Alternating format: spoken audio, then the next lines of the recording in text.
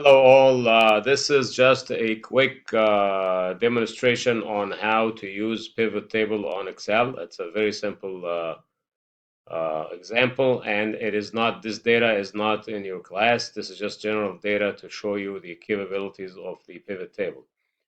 So we have some data here that we want to apply or use or insert a pivot table there. And so we will go to insert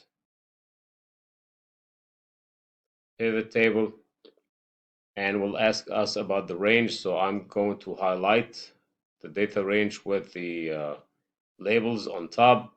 I will highlight the whole thing, whatever data you have.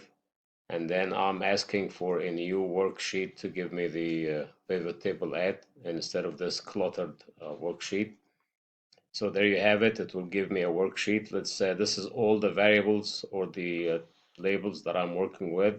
Let's say I want to see the state uh, cost of living. And as you see, as I click, it show you on the left side here that I selected row labels of the states and then the cost of living.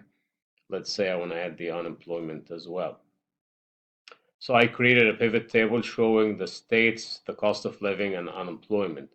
And as you will notice here, it's showing me values. I can move any of these. I can move this up here. Then it will show me the state, some of unemployment, and I can take it back up if I don't need it anymore. And then I will have to go back and then select the state, give me my table back. So you can play with these things to show you what you need to play with. Let's say I am not interested in the sum of cost living. I want to see the average of the cost of living.